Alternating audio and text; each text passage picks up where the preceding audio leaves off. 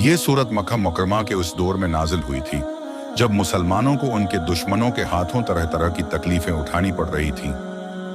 बाद मुसलमान इन तकलीफों की शिद्दत से बाज औकात परेशान होते और उनकी हिम्मत टूटने लगती थी। इस सूरत में अल्लाह ताला ने ऐसे मुसलमानों को बड़ी कीमती हदायत अता फरमाई हैं। अव्वल सूरत के बिल्कुल शुरू में फरमाया गया है कि अल्लाह ताला ने मोमिनों के लिए जो जन्नत तैयार फरमाई है वो इतनी सस्ती नहीं है कि किसी तकलीफ के बगैर हासिल हो जाए। ईमान लाने के बाद इंसान को मुख्तलिफ आजमाइशों से गुजरना ही पड़ता है। दूसरे ये तसल्ली भी दी गई है कि ये सारी तकलीफें आर्जी नौइयत की हैं और आखिरकार एक वक्त आने वाला है जब जालिमों को जुल्म करने की ताकत नहीं रहेगी और गलबा इस्लाम और मुसलमानों ही को हासिल होगा। उसी पस मंजर में अल्लाह ताला ने उस सूरत में पिछले अनबियाए कराम अलैहिस्सलाम के वाक़यात सुनाए हैं, जिनमें से हर वाक़े में यही हुआ है कि शुरू में ईमान लाने वालों को मुश्किलात का सामना करना पड़ा, लेकिन आखिरकार अल्लाह ताला ने जालिमों को बर्बाद किया और मजलूम मोमिनों को फतह अता फरमाई। मुल्क की जिंदगी के इसी जमाने में कई वाक़यात ऐसे पेश आए कि औलाद मुसलमान हो गई और वालिदैन कुफर पर बज़िद रहे और अपनी औलाद को वापस कुफर इख्तियार करने पर मजबूर करने लगे। उनका कहना था कि वालिदैन होने की वजह से इनकी औलाद को दीन व मजहब के मामले में भी उनकी फरमाबरदारी करनी चाहिए।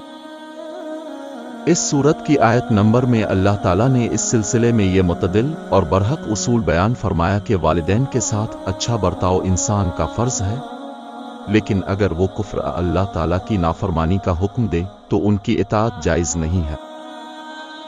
जिन मुसलमानों के लिए मक्का मुकरमा के काफिरों का जुल्म व सितम नाकाबिल बर्दाश्त हो रहा था, उनको इस सूरत में न सिर्फ इजाजत बल्कि तरगीब दी गई है कि वो मक्का मुकरमा से हिजरत करके किसी ऐसी जगह चले जाएं जहां वो इत्मीनान के साथ साथ अपने दीन पर अमल कर सके। बाज काफिर लोग मुसलमानों पर जोर देते थे कि दीन इस्लाम को छोड़ दो और अगर उसके नतीजे में तुम पर अल्लाह ताला की तरफ से कोई सजा आई तो तुम्हारी तरफ से हम उसे भगत लेंगे।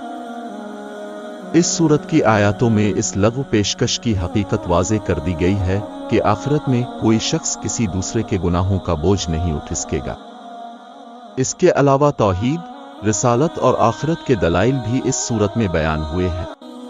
और इस सिलसिले में जो एतराज़ात काफिरों की तरफ से उठाए जाते थे उनका जवाब भी दिया गया है। अनकबूत अरबी में मुकड़ी को कहते हैं और उस सूरत की आयत नंबर 40 में अल्लाह ताला ने फरमाया है कि मुशरिकीन की मिसाल ऐसी है जैसे किसी ने मुकड़ी के जाले पर भरोसा कर रखा हो, इसलिए उस सूरत का नाम सूरह अनकबूत है।